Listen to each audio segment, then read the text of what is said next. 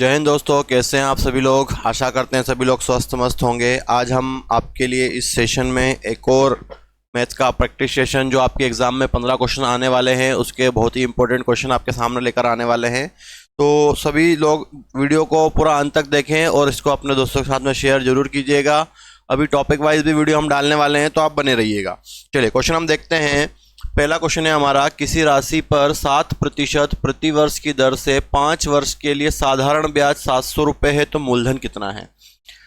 Rate कितनी है, 7% simple interest दिया हुआ है और 5 साल का समय दिया हुआ है, 5 वर्ष है ना। 5 वर्ष के लिए क्या निकालना है, मूलधन निकालना है, मतलब प्रिंसिपल निकालना है आपको। जब भी आपको प्रिंसिपल निकालना हो तो आप ध्यान रखें, जितना ब्याज दिया है उसको लिख लें 700 रुपये।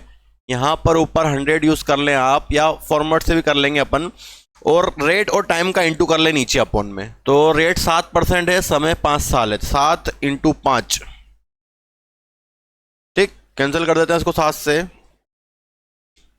100 बार, 5 से 20 बार, 20 × 100 कितना हो गया, 2000 रुपये। तो प्रिंसिपल कितना मिला हमको, 2000 रुपये। कौन सा ऑप्शन, डी ऑप्शन। आई बात समझ में सभी को। या फॉर्मेट लगाते आप, SI बराबर P × R × T/100। ब्याज कितना, 700 रुपये। मूलधन कितना, X निकालना है। रेट कितनी, 7। समय कितना है, 5/100। ऊपर पहुंचा दो इसको, 700 × 100, 700 × 100/7 × 5 इक्वल में X। 7 से काटो 700 को तो 100, 5 से काटो तो 20, 20 × 100 कितना हो गया, X की वैल्यू 2000 रुपये। D option. आई बात समझ में। तो डायरेक्ट भी कर सकते हो और फॉर्मेट से भी कर सकते हो। चलिए आइए नेक्स्ट क्वेश्चन देखते हैं हम लोग। प्रथम 20 पूर्ण संख्याओं का माध्य कितना है। माध्य मतलब होता है औसत। क्या होता है माध्य का मतलब, औसत। औसत मतलब एवरेज। माध्य का मतलब औसत होता है, एवरेज, है ना। और पूर्ण संख्याएं हमें पता होनी चाहिए। पूर्ण संख्याएं क्या होती है, पूर्ण संख्याएं जो होती है वो 0 से स्टार्ट होती है, जिसको बोला जाता है होल नंबर। तो 0 से 20 संख्याएं गिनेंगे हम, 0 1 2, तो हमको कहां तक लेनी पड़ेगी, 19 तक। क्या निकालना है, इसका माध्य निकालना है, औसत, है ना। 0 1 2 3। अब औसत निकालने के लिए क्या करते हैं, फर्स्ट और लास्ट को ऐड करके 2 का डिवाइड लगा देते हैं। तो फर्स्ट और लास्ट 0 + 19/2, है ना। 0 से क्यों स्टार्ट किया है, क्योंकि पूर्ण संख्या होल नंबर 0 से स्टार्ट होती है। 19/2, 19/2 मतलब 2 9 के 18, 2 पंजे 10, 9.5। क्या आंसर आएगा, सी, 9.5। आई बात समझ में सभी को। पूर्ण संख्या होल नंबर 0 से स्टार्ट होती है, ठीक। और औसत निकालने के लिए फर्स्ट और लास्ट को जोड़ के 2 का डिवाइड लगा देते हैं जब सेम डिफरेंस होता है। चलिए नेक्स्ट क्वेश्चन पे आते हैं हम लोग। नेक्स्ट क्वेश्चन है हमारा, 7 × x का 3/3 - 14 × x। इसमें x की वैल्यू फाइंड करनी है आपको। सबसे पहले बोर्ड मास में क्या सोल्व होता है, का सोल्व होता है। आप लोगों को पता होगा, सबसे पहले का सोल्व किया जाता है, का या ऑफ, फिर डिवाइड, फिर मल्टीप्लाई, फिर ऐड, फिर सब्ट्रैक्ट, है ना। तो सबसे पहले का सोल्व कर लो, 7 इंटू ये का के आसपास वाली वैल्यू का मल्टीप्लाई हो जाता है, 7 × 3 21, डिवाइड 3 - 14 × x। अब क्या करेंगे, सबसे पहले डिवाइड करेंगे, इसका इसमें डिवाइड हो जाएगा, 7 × 21 का 7 3 में डिवाइड लगाओगे 7, -14 × x इक्वल में 7 भी है, 7। 7 × 7 49, माइनस कितना हो गया, 14x 14x इक्वल 7। ये इधर होगा, ये इधर जाएगा, तो 49 - 7 बराबर 14x। इधर आया इक्वल के इधर, तो 49 - 7 बराबर 14x। तो 49 - 7 42, 42 बराबर 14x। इंटू वाला अपोन में चले जाएगा, 42 डिवाइड बाय 14, तो x बराबर 3। तो x बराबर 3, तो ऑप्शन नहीं है, मतलब कौन सा लगा देंगे, डी। तो x की वैल्यू कितनी आएगी यहाँ पर, 3। लेकिन ऑप्शन अवेलेबल नहीं है, तो कौन सा ऑप्शन लगाएंगे, डी वाला। इनमें से कोई नहीं। आया समझ में सभी को। तो इस प्रकार से इनको किया जाता है, ठीक। नेक्स्ट क्वेश्चन देखते हैं हम लोग। देखो 35 39 41 36 47 तथा x का औसत 38 है। x का मान बताइए। औसत क्या होता है, कुल संख्याओं का योग बटे कुल संख्या। औसत एवरेज जो हमारा होता है वो होता है कुल संख्याओं का योग मतलब सारे नंबर को ऊपर जोड़ना है, कुल संख्याओं का योग बटे कुल संख्या कितने नंबर हैं। तो औसत हमको दिया हुआ है, देखो कितना दिया हुआ है, औसत 38 दिया हुआ है, ये 38 लिखा, सबको जोड़ना है तो 35, 39, 41, 46, 27 और x भी जुड़ेगा। अपन में जितने नंबर हैं 1 2 3 4 5 6, अपन में आ जाएगा 6, इसका से मल्टीप्लाई होगा। बहुत फेवरेट क्वेश्चन है, ध्यान दीजिएगा, ये बहुत पूछते हैं एग्जाम में। 38 इंटू 6, अब इन नंबरों को ऐड कर लेंगे, तो ऐड कर लेते हैं अपन। देखो 7 7 और 6 13, 13 और 1 14, 14 और 9 14, और यहाँ से अगर 6 लिया तो 20, और कितना बच जाएगा 3, 23, 23 और 5 28, 28 का 8, हासिल का आया 2। एक बार और देख लेते हैं, 7 और 6 13, 13 और 1 14, 14 से यहाँ से मैंने 6 लिया तो 20, और 3 23 और 5 28 का 8, हासिल का आया 2। बाकी नंबर जोड़ता हूँ मैं फिर, 2 और 4 6, 6 और 4 10, 10 और 3 13, 13 और 3 16 और 2 18, कितना हो गया 188, और प्लस x है ना, ये 2 तो कैरी वाला है, इसको अलग हटा देते हैं हम लोग, जो हमने लिया था।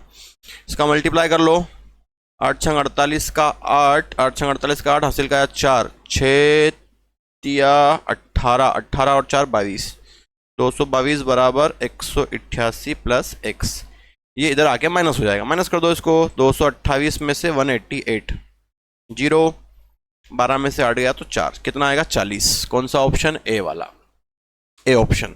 ठीक, तो ये क्वेश्चन बहुत इंपॉर्टेंट है, इस पर ध्यान दीजिएगा आप लोग। क्या करना है, जब भी ऐसे क्वेश्चन दिए जाएंगे तो जितने नंबर है उनको जोड़ लेंगे, अगर x भी है तो x भी जुड़ेगा, और जितने नंबरों से डिवाइड करके इसे क्रॉस मल्टीप्लाई होकर इसको आपको सॉल्व करना है। आई बात समझ में?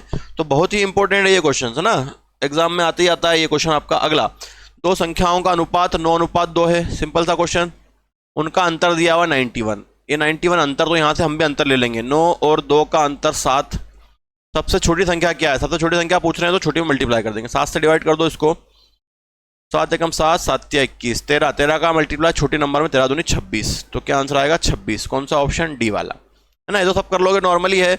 दो संख्याओं का रेशो दिया गया था 9:2 और उनका अंतर दिया था 91, तो अंतर कितना है 7, 7 से डिवाइड करने पे 13, 13 का मल्टीप्लाई 2 में कर दिया तो 26। कौन सा ऑप्शन, डी वाला। क्लियर सभी को? चलिए नेक्स्ट पे आते हैं हम लोग। एक कुर्सी का अंकित मूल्य 650 रुपए है। अंकित मूल्य मतलब होता है एमआरपी, एमआरपी हमको दी हुई है 650 रुपए, डिस्काउंट दिया हुआ है 40%। अब डिस्काउंट से हम और विक्रय मूल्य निकालना है, तो डिस्काउंट जो दिया उसका फ्रैक्शन निकाल लेते हैं, 40/100, 20 दूनी 40, 20 से 100, नीचे वाला एमआरपी या डिस्काउंट, तो एमआरपी यहाँ से कितनी है 5, 5 से 2 का डिस्काउंट मतलब सेलिंग प्राइस कितनी हो गई 3, बस।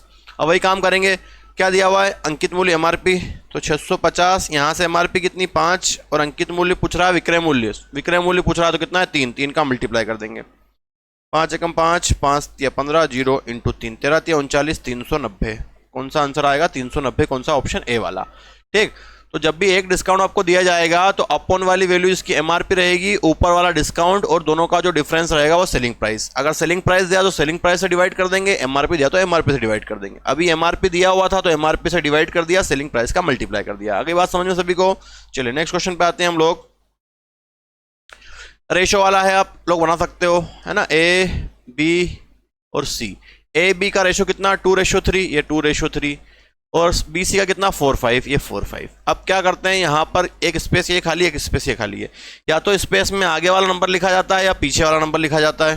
तो अभी आगे वाला नंबर क्या है 3, तो यहाँ 3 ले लेंगे, और यहाँ पीछे नंबर क्या है 4, तो यहाँ 4 ले लेंगे। अब इनका मल्टीप्लाई कर लो, 8 12 15, ये रेशो बन गया 8 12 15। कौन सा ऑप्शन, ए वाला। क्लियर सभी को? A option 8 12 15। तो कोई प्रॉब्लम नहीं होना चाहिए, सिंपल सिंपल से क्वेश्चन है और बड़ी आसानी से हम इनको कर सकते हैं। चलिए नेक्स्ट क्वेश्चन पे आते हैं हम लोग। एक खंबा 150 मीटर लंबी रेलगाड़ी एक खंबे को पार करने के लिए 10 सेकंड का समय लेती है, रेलगाड़ी की गति क्या है ना, रेल वाला क्वेश्चन है। तो फॉर्मेट क्या होता है, चाल बराबर कुल दूरी बटे समय, और समय भी काय में होना चाहिए सेकंड में, इंटू 18/5। कुल दूरी एक ही दी हुई है ना, तो 150 मीटर की दूरी हो गई, समय कितना लगा 10 सेकेंड, इंटू 18/5, तो चाल निकल जाएगी। 0 से 0, 5 से 5 या 15, 18 से 8, 24 का 4, 3 एकम 3, 54 किलोमीटर पर और डी ऑप्शन है ना। तो ये फॉर्मेट ध्यान रखिएगा आप ट्रेन का। चाल बराबर कुल दूरी बटे समय, वो भी सेकंड में होना चाहिए, इंटू 18/5। चाल दूरी दी हुई थी 150, समय था 10 सेकंड, इंटू 18/5, तो ये किलोमीटर पर और में चेंज हो गया। आया समझ में? चलिए नेक्स्ट क्वेश्चन पे आते हैं हम लोग। ए बी सी का टाइम एंड वर्क का क्वेश्चन। ए काम को करता है 5 दिन में, बी करता है 10 दिन में, सी करता है 30 दिन में। तो तीनों मिलकर काम करवाना है। ए बी सी मिलकर उस कार्य को कितने दिन में कर देंगे? सबसे पहले टोटल वर्क मतलब इनका एलसीएम मान लेते हैं। तो इसका एलसीएम आप 30 ले सकते हैं। फिर इफिशियंसी निकालेंगे, 5 से 30 को डिवाइड करेंगे 6, 30 से 10 को करेंगे तो 3, और 30 से करेंगे तो 1। ये होती है आपकी क्षमता। टोटल कितनी? 30 डिवाइड कर दो 6, 3 9 और 1 10, 10 से डिवाइड कर दो टोटल से, है ना, क्षमता से। 0 से 0 कितना समय लगेगा? 3। कितने दिन में पूरा कर देंगे? 3 दिन में। अगली बात समझ में? चलिए नेक्स्ट क्वेश्चन पे आते हैं हम लोग। इकाई का अंक निकालना है। 1261 इंटू 3474 इंटू 1269। देखो इकाई का अंक निकालना है, अगर प्लस साइन लगाए तो लास्ट नंबर को जोड़ लो, मल्टीप्लाई लगाए तो मल्टीप्लाई कर लो, माइनस लगा तो माइनस कर दो। ऐसा नहीं कि पूरा का मल्टीप्लाई करेंगे। देखो कैसे करना है। एक है यहाँ पे, एक में 4, इकाई का अंक मतलब आखिरी का नंबर होता है। तो 1 में 4 का मल्टीप्लाई किया 4, 4 में 9 का कर देता हूँ 36। अब इकाई का अंक होता है लास्ट नंबर, तो आंसर क्या आएगा? 6। कौन सा? ऑप्शन सी वाला।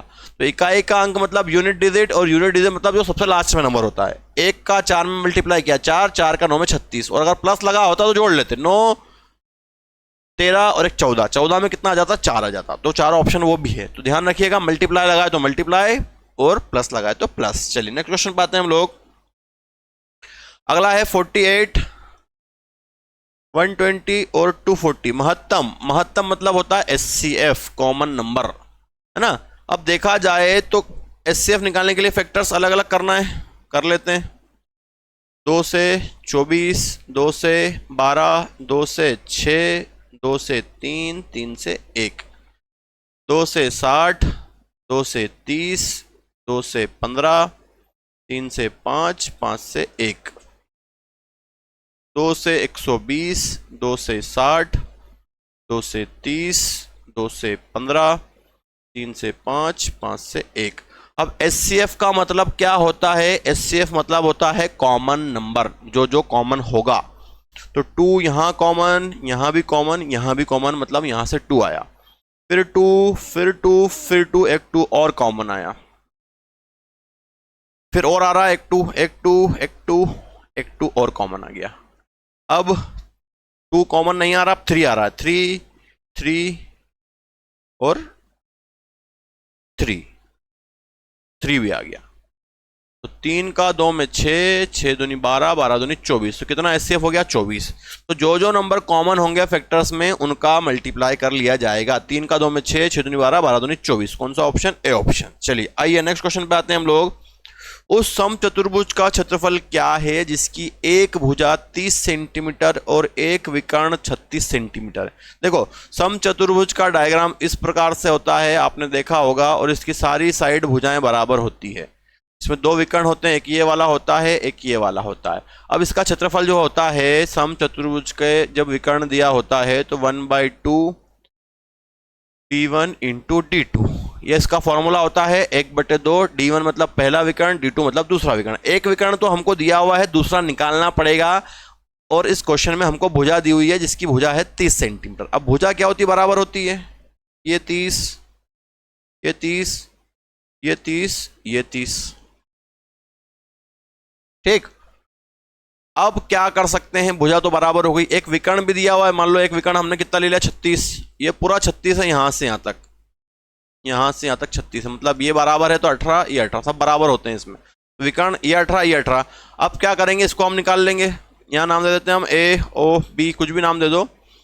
तो जो एंगल बनता है उसके सामने वाला कर्ण होता है। तो पाइथागोरस थ्योरम लगा दो, कर्ण का स्क्वायर बराबर लंब का स्क्वायर प्लस आधार का स्क्वायर।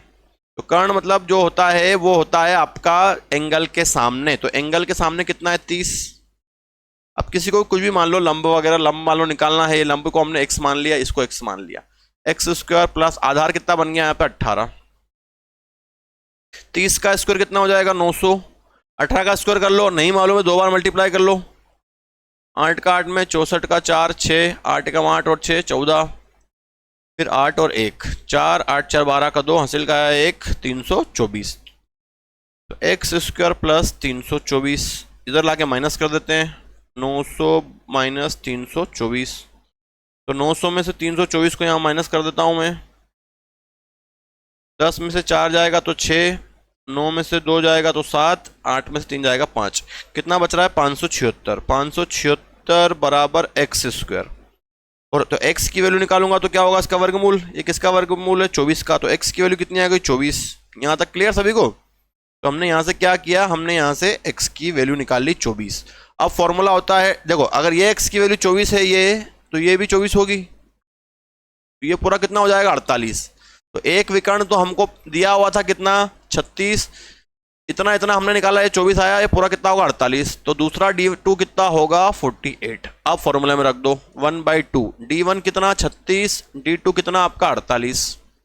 काट लो जरा 2 से काट देता हूं 18। अब मल्टीप्लाई कर देते हैं 18 और 48 का। देखो 8 उठी 64 का 4 हासिल का आया 6, 8 एकम 8 और 6 14, 8 चौक 32 का 2 हासिल का आया 3, 4 एकम 4 और 3 7, 4 6 8, 864 सेंटीमीटर स्क्वायर है ना। यूनिट काय में होती है, स्क्वायर में होती है क्षेत्रफल की। आयतन की किस में होती है, वॉल्यूम में 3। आई बात समझ में। तो इस प्रकार से आपको इसको करना था। ये 24 ये 24 48 बन गया। ठीक, चलिए नेक्स्ट क्वेश्चन देखें। थोड़ा सा लंबा क्वेश्चन हो गया है पर एग्जाम में पूछा जाता है। ए बी से 20% कम है तो बी ए से कितने प्रतिशत अधिक है। आज ही हमने ऑफलाइन क्लास में पैटर्न करवाया है। जो भी बच्चे ऑफलाइन वाले हैं इसको देखिएगा और करके बताइएगा इसका आंसर क्या बोला गया है। 20% कम, 20 का फ्रैक्शन 1/5 कम है, मतलब यहाँ क्या लगाएंगे माइनस, ज़्यादा पूछ रहा है इसलिए प्लस। ऊपर की वैल्यू सेम रहती है 1 और 5 से कम कर देंगे 4 × 100। कितना आंसर आ जाएगा 4 से 100 को काटने पे 25%। क्लियर है, कौन सा ऑप्शन, सी ऑप्शन। तो जो भी बच्चे आज ऑफलाइन क्लास में थे आप इसको देखिएगा और करके इसका आंसर कमेंट कीजिएगा। 20 का फ्रैक्शन 1/5 कम है इसलिए कम हो जाएगा 1, 5 से कम 4 × 100 25%। चलिए अगला देखते हैं। एक आयत की लंबाई तथा चौड़ाई का अनुपात 11:3 है, इसका परिमाप। तो आयत का परिमाप जो होता है रेक्टेंगल का, आयत का परिमाप होता है 2 × लंबाई प्लस चौड़ाई। आयत का परिमाप कितना होता है 2 × लंबाई प्लस चौड़ाई। तो लंबाई और चौड़ाई का रेशो दिया है तो 11x और मान लो इसको 3x। ठीक, यहाँ रख देते हैं 2। परिमाप भी दिया हुआ है 420। तो परिमाप, आयत का परिमाप है ना, कितना दिया हुआ 420। 2 × लंबाई 11x प्लस चौड़ाई 3x। 11x और 3x, 11 और 3 14, 14 × 2 28, तो 28x हो गया। यहाँ पर कितना है 420। 420 को डिवाइड करो 28 से तो x की वैल्यू आ जाएगी 14 दूनी 28, 14 तिया 42, 2 से काटो 30 को 15। तो x की वैल्यू कितनी आई 15। और हमसे क्या पूछ रहा है वो आयत की चौड़ाई। चौड़ाई कितनी मानी थी हमने 3x, तो 3 × 15, 15 तिया 45। कौन सा ऑप्शन, बी वाला। क्लियर। तो आयत का परिमाप होता है 2 × लंबाई प्लस चौड़ाई। ये दिया हुआ था हमको 11x और 3x, तो 11 और 3 14 है, 14 × 2 28x हो गया। 28 से डिवाइड करने पे x की वैल्यू 15 आई। चौड़ाई पूछी थी 15 ये दी, लंबाई पूछता तो 11 में मल्टीप्लाई कर देते 15 का। ठीक, चलिए नेक्स्ट क्वेश्चन देखते हैं हम लोग। अगला, एक त्रिभुज के कोणों का अनुपात कितना है 1:2:3। त्रिभुज के कोणों का अनुपात कितना 1:2:3।